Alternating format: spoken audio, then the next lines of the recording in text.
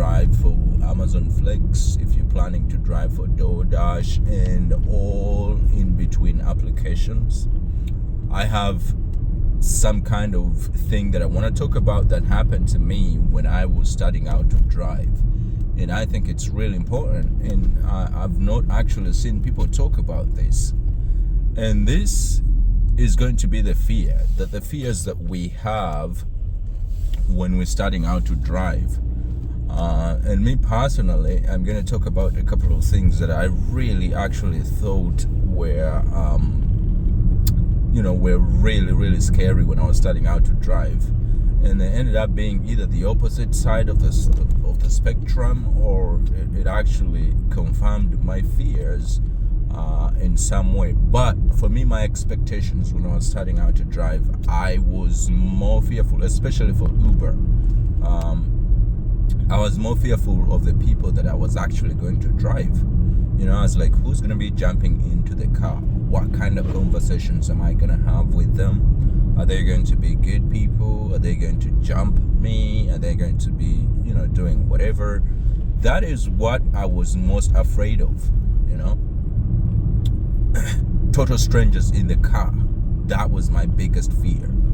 But I'll tell you that it's going on 6 years now. Yeah, it's going on 6 years now since I've been doing this full time. And I've met my quirks, and I have my own stories and, untold craziness that happened in my car and all that stuff every once in a while.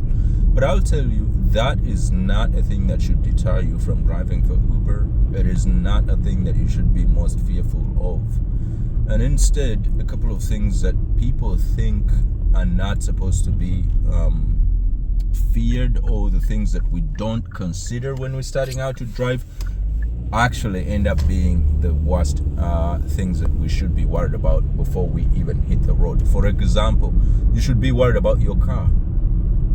You should be worried about how much mileage you're putting on the car.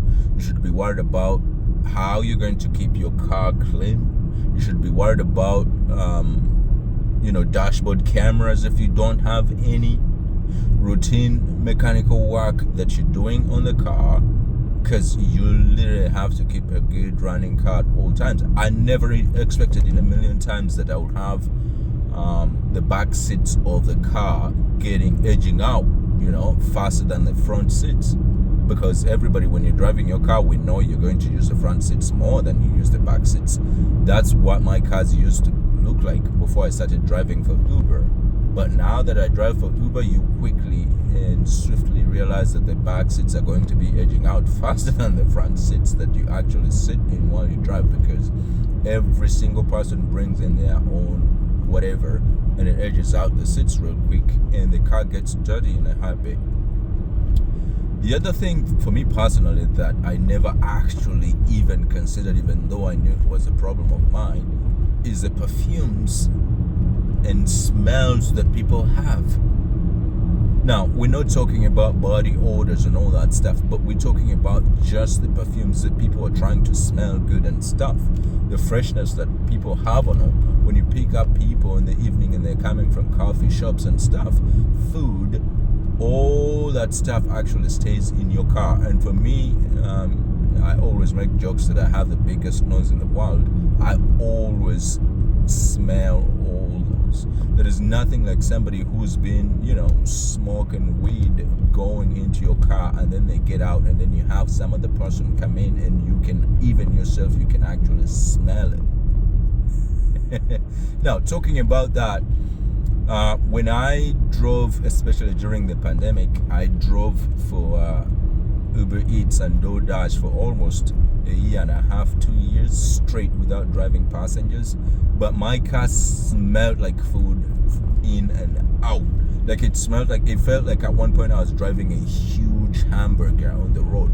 But the thing is, you kind of get numb to it a little bit, especially if it's food. You get numb to it a little bit until somebody actually sits in the car and they're like, whoa, it just hits them in the face.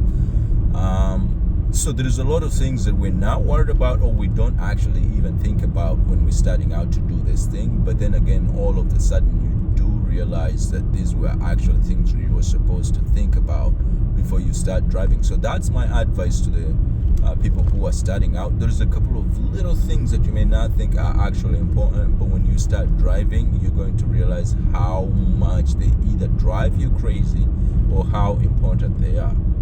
Now, I want to talk about something that is going to be your personal choice.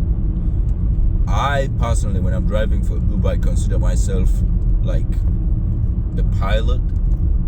I'm there to drive you from point A to point B safely, and I'm not there to entertain you. I take that very serious because there is some people who are going to enter your car and they are expecting entertainment from you, or they're expecting that you're going to be talking to them, whatever, consider you in the fights that they're having on the phone or with the other person that they're riding with and stuff like that. Now, that being mentioned, I'm not going to say that I'm going to be rude if that people are going to come and sit in my car and I will not talk to them. But when somebody literally walks into my car, the energy that you come into the car with, sometimes I try to match with it, but I'll also give up a vibe that I'm not there to entertain you. All right? My job is to drive you from point A to point B safely. I've had people who actually sit in the back seat and they actually even tap you on the shoulder to show you shit on their phone.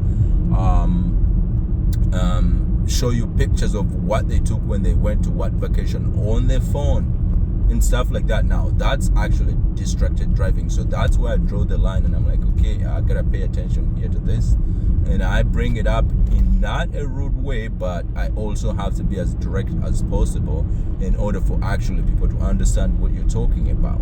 Because by the time somebody actually is showing you what they are actually showing you on the phone, when they know you're the driver, at that point I don't consider their judgment, especially this is the first time you're driving this person, I don't consider their judgment to be really, really fully into your well-being. So that's why I draw the line, and I can stop that behavior as soon as possible. Now, if you're starting out to drive, you're gonna have to learn to know how to stop behavior like that. You're going to really need to know what conversations you want to go in and what conversations you don't want to go in. There's people who are really, really inappropriate. As soon as they sit in the car, they're going to start conversations that you feel like are very inappropriate. And usually my answer to that is, I don't want to go there. You don't even want to go there, because if you don't want to be rude also. And people, remember, change their stories as much as possible. This is why you need cameras in your car to record the conversations that are going on in the car, just for your safety, just to back yourself up. Because at one point people change their stories. They go there, probably they were trying to be inappropriate, and you try to stop them and they felt like you're actually shining them off, and they're gonna say shit that didn't exist. This is when you need proof to actually, catch them off guard. And the fact that actually Uber allows us to register our dash cams in the application, it helps because it shows the person who's entering your car that they may be under surveillance, they may be recorded, so that way they behave. So it's a good thing for you and it's a good thing for them, and they will not go there when they actually know that you're recording them. So that is a couple of things that I really thought, for me, going into Uber, I thought it was the most kind of crazy thing that I was going to go into, but all of a sudden I figured out that a lot of things that I was not even thinking about are actually the problem. For example, people's smells, and I have mentioned the car, I have mentioned the mechanical work on the car, I have mentioned, one other thing that is really, really, really important that you need to know as soon as you jump into. Now, this one applies to everything across the board. It applies to Doordash, it applies to Uber Eats, it applies to Instacart, it applies to Amazon Flex, it applies to Lyft and Uber, of course. You need to be in sync with your car and your phone. Otherwise, you're going to be in huge trouble. Say if you go in and this person is going, say, to the airport, and Usually, as soon as somebody mentions, oh, I'm going to Logan International Airport, I'm going to TF Green Airport, there is kind of a sense of urgency, right?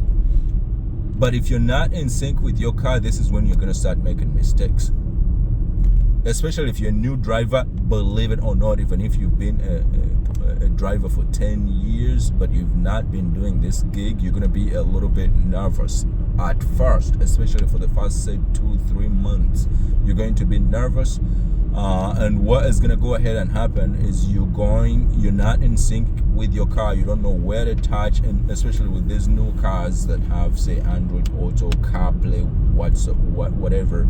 So you've been in your car, you're listening to your own podcast, and stuff is going good, and then all of a sudden somebody comes into your car, and then as soon as you fiddle around with the Uber application, it switches back to your podcast.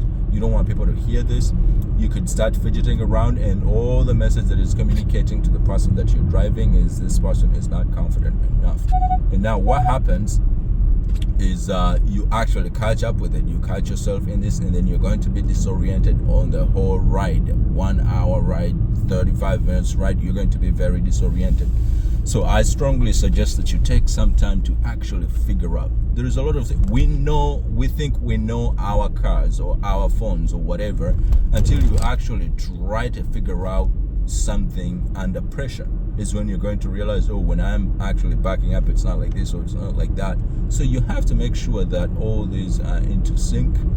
Try to make yourself conversant with the place that you think you're going to be driving in the most. Oh, and that way also, by the way, that's also a huge problem, especially if you're driving for Lyft, Uber, and Amazon Flex. These three services, they do not tell you where you're going to go most of the time, so you cannot predict where you're going to end up. I live in Massachusetts, a little bit outside Boston. I've ended up in New York. I've ended up in New Jersey. I've ended up in Connecticut. I drive very frequently into Providence, Rhode Island. I've ended up all over New England. I've ended up in Maine. I've ended up in New Hampshire. I've ended up all over the place. So you cannot predict where you're going to end up. And so if you're not that person who's a little bit adventurous and actually is willing to be going all over these places, I think this is the wrong gig. Or whatever, you want to start with something that actually will keep you in a local position. For example, you want to start with, let's say, Doordash and Instacart, because those ones will keep you a little bit closer to home than they will send you out. But if you just jump head into Uber and you're not ready for this, it's gonna be a nightmare. Even Amazon Flex itself, it will take you out of your whack for a little bit. For example, I drive still, I said, in South. I live a little bit in the southern part of Boston, but I go to pick up my stuff and they will send me into Rhode Island. They'll send me into North Massachusetts. They'll send you all over the place. Even Amazon Flex itself. Like right now I'm driving back home, but I'm coming from almost an hour away from the house. So you're going to see all these guys. So that's what I wanted to talk about today. That's the podcast for today, or that's the video for today, and it's a short one. It's less than 15 minutes, but that's what I wanted to express to you guys.